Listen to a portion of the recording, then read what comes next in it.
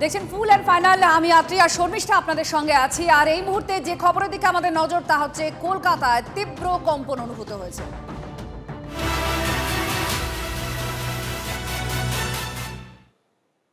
কিছুক্ষণ ধরেই আমাদের শর্মিষ্ঠা তুমি সেটাই দর্শকদের বলছিলে যে কোথায় কোথায় কিভাবে কম্পন অনুভূত হয়েছে, কিন্তু এই কম্পনের উৎসস্থল হচ্ছে বাংলাদেশ। কিছুদিন আগে আমি স্টুডিওতে ছিলাম, সকালবেলায় কেঁপে উঠেছিল, আর সেটারও উৎসস্থল ছিল বাংলাদেশ।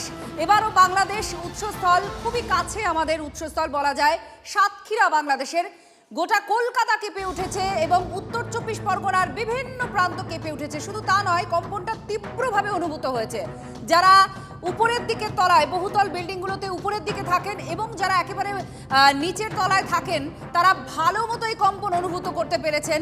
এই মুহূর্তে আমাদের সঙ্গে আমাদের প্রতিনিধি রয়েছেন কমলেশ। আমরা তার সঙ্গে কথা বলবো আর একটু জানার চেষ্টা করব, কারণ কমলেশ, লাগাতার সিকিমে ভূকম্প অনুভূত হয়েছে এবং আজকেও ভূমিকম্প অনুভূত হয়েছে সিকিমে। এটার কি কোথাও রেশ বাংলাদেশের এই কম্পনে পাওয়া যাচ্ছে? কি বলছেন বিশেষজ্ঞরা? আপাতত আপডেট কি? দেখো, এই মুহূর্তে পশ্চিমবঙ্গবাসীর কাছে একটা আতঙ্কের নাম হয়ে দাঁড়িয়েছে ভূমিকম্প।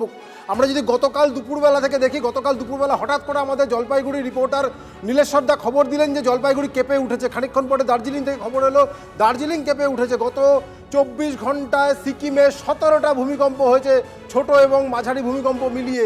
এবং সেই আজকে সকালে দার্জিলিংয়েও একটা ভূমিকম্প হয়েছে, আজ সকালে ঢাকাতেও একটা ভূমিকম্প হয়েছিল।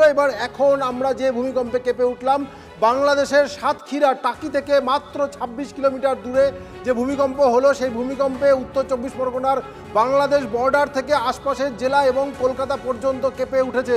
এবং আমরা অনেকক্ষণ ধরে কাঁপুনি অনুভব করেছি। আমি একটু ম্যাপে দেখাবো কোন জায়গাটায় ভূমিকম্পটা হয়েছে, তাহলে বোঝা যাবে যে কেন এতটা কাঁপলাম আমরা। দেখো, এই জায়গাটা, আগে একটু জায়গাটা বুঝিয়ে দিই। এটা হচ্ছে আন্তর্জাতিক বর্ডার, এটা খুলনা এই অঞ্চলটা, সাতক্ষীরা মূল যে শহরটা সেটা এই জায়গায়, সাতক্ষীরা জেলা। এই অঞ্চলটাতে ভূমিকম্পটা হয়েছে। দেখো, এটা টাকি, এই টাকি, এইখানে ভূমিকম্পের কেন্দ্র। এটা হিঙ্গলগঞ্জ, এটা বসিরহাট। বুঝতেই পারছো যে কত কাছে এই ভূমিকম্পের কেন্দ্রটা, মানে বসিরহাট থেকে কাছে টাকি, হিঙ্গলগঞ্জ এই অঞ্চলটা। এই হচ্ছে কলকাতা, কলকাতা ডানকুনি, চুঁচুড়া, কল্যাণী, এদিকে ডায়মন্ড হারবার, গোসাবা এই অঞ্চলটা। অর্থাৎ কলকাতা থেকে এই ভূমিকম্পের কেন্দ্র বেশি দূরে নয়। তাহলে ফলে সেই একটা কারণ, যে কারণে আমরা, এই যে শর্মিষ্ঠা প্রশ্ন করছে যে আমরা এতটা কেন কাঁপলাম, তার কারণ হচ্ছে ভূমিকম্পের কেন্দ্র আমাদের এই অঞ্চল থেকে বেশি দূরে নয়।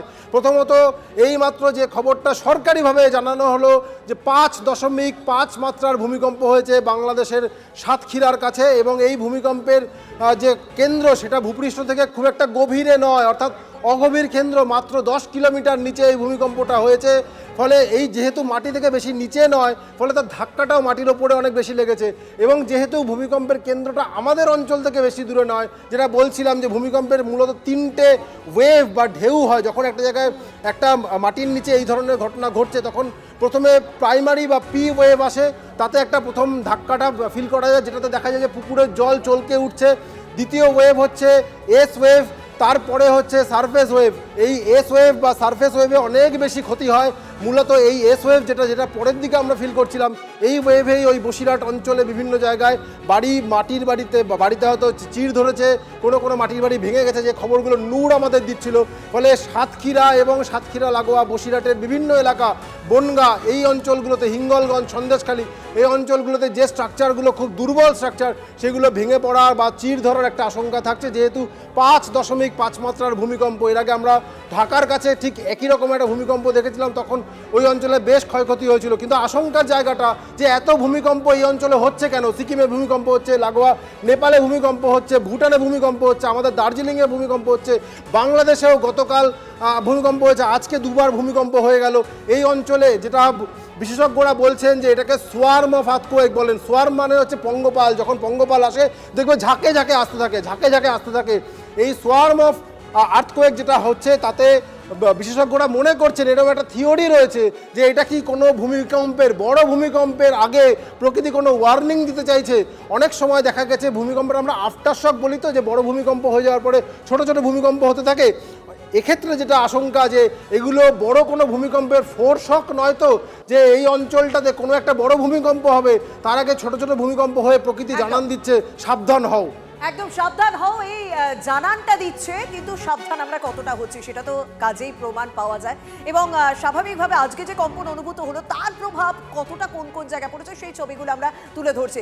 মধ্য কলকাতা থেকে রয়েছেন আমার সহকর্মী সুজয়। সুজয়, তোমার কাছে জানতে চাইবো, তুমি যে এখানটায় রয়েছো সেখানকার মানুষ কতটা ভয় রয়েছে, কতটা আতঙ্কে রয়েছে? কারণ এই এলাকায় কিন্তু প্রচুর পুরনো বাড়ি রয়েছে, প্রচুর জরাজীর্ণ অবস্থায় বাড়ি রয়েছে, আশেপাশে মানুষ ভয় থাকবেনই। একবার আমি রয়েছি গণেশচন্দ্র এভিনিউতে এবং আমি ছবিটা দেখাতে বলবো। এখানেও একাধিক যেহেতু বহুতল রয়েছে, বহুতলের যারা বিভিন্ন অফিসে চাকরি করেন তারা আতঙ্কে তারা নিচে নেমে এসছেন। তারা এখন সবাই কম বেশি কম্পন অনুভূত করেছেন, প্রত্যেকে এখানে নেমে এসছেন আতঙ্কে। আমি একটু কথা বলবো একজনের সঙ্গে। আপনি কি এখানে ছিলেন কোনো বিল্ডিংয়ে? না, আমি এখানে ছিলাম না। আতঙ্ক ভূমিকম্প টের পেয়েছেন? হ্যাঁ, ভূকম্প ফিল করেছি একটু। কীরকম হচ্ছিল? ও তো মতলব ফিল হয়েছে না, অল্প হয়েছে কিন্তু। একেবারেই। আর এইখানেই 13 নম্বর গণেশচন্দ্র এভিনিউতে একটি বহুতলের ছবি দেখাবো, যেটা স্থানীয়ভাবে দীর্ঘদিন ধরে হেলে রয়েছে, কিন্তু এলাকার মানুষের মধ্যে ভূমিকম্পের পর রটে যায় যে বাড়িটি হেলে গিয়েছে, যার জেরে বউবাজার থানার পুলিশ এসছে, দমকল এসছে, তারাও পরীক্ষা করে যাচাই করে দেখলো যে এরকম কোনো ঘটনা ঘটেনি। ফলে স্বাভাবিকভাবে এই এলাকায় যেহেতু একটা আতঙ্ক ছড়িয়েছে, একাধিক বহুতল রয়েছে, প্রত্যেকে বহুতল থেকে তারা নিচে নেমে এসছেন, আতঙ্কের একটা পরিস্থিতি তৈরি হয়েছে। ফলে এই মুহূর্তে এখনও রাস্তাতেই বহু মানুষ রয়েছেন। যদি ভূমিকম্পের আফটার শকে আবার কেঁপে ওঠে সেই জিনিসটাও সেজন্য তারা সাবধান রয়েছেন। তবে পুলিশ রয়েছে, দমকল রয়েছে এবং এখনো পর্যন্ত কিন্তু এই ধরনের কোনো বাড়ি হেলে যাওয়ার কোনো ঘটনা ঘটেনি।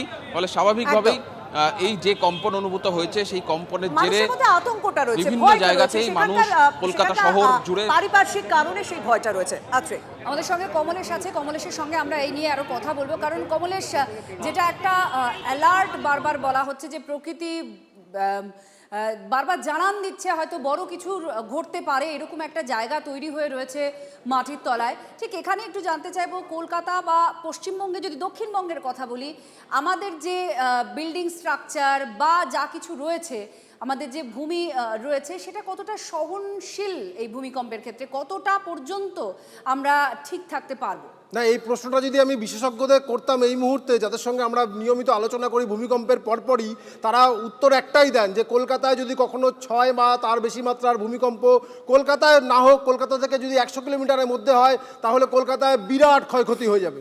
এবং যদি সেই ভূমিকম্প রাত্রেবেলা হয়, আমরা দেখেছিলাম তুরস্কে গত 1 থেকে 2 বছরের মধ্যে যে ভূমিকম্প হয়েছিল, 58,000 থেকে 60,000 মানুষ মারা গিয়েছিলেন। আফগানিস্তানে যখনই 5 বা 5.5 মাত্রার ভূমিকম্প রাতের বেলা হয়, তখন সেখানে মৃত্যু মিছিল হয়। তার কারণ মানুষজন রাত্রেবেলা বাড়ির মধ্যে থাকেন এবং সেই বাড়িতে যে বাড়িগুলোর এই ভূমিকম্পের ধাক্কা নেওয়ার ক্ষমতা নেই। এবং অধিকাংশ বাড়ি আমরা যদি দেখি, কলকাতার ক্ষেত্রে যে প্রশ্নটা করছো, যে কলকাতায় বহু পুরনো বাড়ি, এগুলো রেট্রোফিট করতে হয়। পুরনো বাড়িকে অনেক বাঁশ দিয়ে, লোহার দিয়ে সেগুলোকে রেট্রোফিট করে সোজা করে দাঁড় করাতে হয়। সে কাজ কলকাতায় প্রায় হয় না বললেই চলে। কলকাতা এবং লাগোয়া অঞ্চল আমরা কি দেখছি, একের পর এক জলাভূমি বুঝিয়ে বাড়ি হচ্ছে। এই যে ইস্ট ক্যালকাটা ওয়েটল্যান্ড, যেখানে কদিন আগে আগুন লাগলো, এই অঞ্চলগুলোতে আমরা দেখেছি একের পর এক ফ্ল্যাট হয়েছে, বাড়ি হয়েছে, বড় বড় হোটেলও হয়েছে অনেক জায়গায় জলাভূমি বুঝিয়ে দিয়ে। এই বাড়িগুলো কিন্তু ভূমিকম্প যখন হবে তখন এইগুলো একেবারে ধরে নেমে যাওয়ার সম্ভাবনা রয়েছে। তার কারণ হচ্ছে কলকাতা পুরোটাই পলিমাটির স্তরের উপরে। কলকাতা এবং বাংলা এটা 6 কিলোমিটার এই এতটা গভীর পলিমাটির উপরে রয়েছে। এই পলিমাটির মধ্যে যখন ভূমিকম্পের এই যে ঢেউ যেটা বললাম, সেটা পি ওয়েভ হতে পারে বা পরবর্তীকালে যে শিয়ার ওয়েভ, এস ওয়েভ, এই ভূমিকম্পের ঢেউ যখন ঢুকে পড়ে না, তখন সেটা বেরোতে পারে না, এই পলিমাটির মধ্যে ঘুরতে থাকে। তার ফলে যেটা হয় লিকুইফ্যাকশন হয়, লিকুইফ্যাকশন বলা হয়। এই পলিমাটি তখন ধরে বসে যায় এবং মাটি যদি কোনো একদিকে বসে যায়, তখন মাটির ওপরে যে স্ট্রাকচারগুলো আছে তখন সেগুলো সেদিকেই বসে যাবে। এরকম ঘটনা আমরা অন্য জায়গায় হাইতিতে দেখেছি, তুরস্কে দেখেছি, বড় বড় বাড়ি একদিকে হেলে গেছে। এবং যে বাড়িগুলো মানে হেলে গেছে সেটা হয়তো খানিকটা বাঁচোয়া, কিন্তু অনেক বাড়ি এই হেলে যাওয়াটাও সহ্য করতে পারে না, সে কিন্তু পড়ে যায়। তখন একটা বাড়ি আরেকটা বাড়ির ঘাড়ে পড়বে। এবং শুরুতে যেটা বলছিলাম যে ভূমিকম্প হলে বলা হয় যে নিরাপদ স্থানে পালিয়ে যান, নিরাপদ জায়গায় যান, এমন জায়গায় যান যেখানে মাথার উপর কিছু ভেঙে পড়বে না। এরকম জায়গায় কলকাতা শহরে ওই ময়দান ছাড়া আর কোথাও আছে কি? এটা কিন্তু সবথেকে বড় প্রশ্ন, যে পালিয়ে বাঁচার জায়গা নেই। সারা জীবন থেকেই যাবে, কারণ এর উপায় খোঁজার চেষ্টা প্রশাসনিক স্তরে বা সামাজিক স্তরে কি কি রয়েছে সেটা নিয়েও প্রশ্ন থেকে যায়।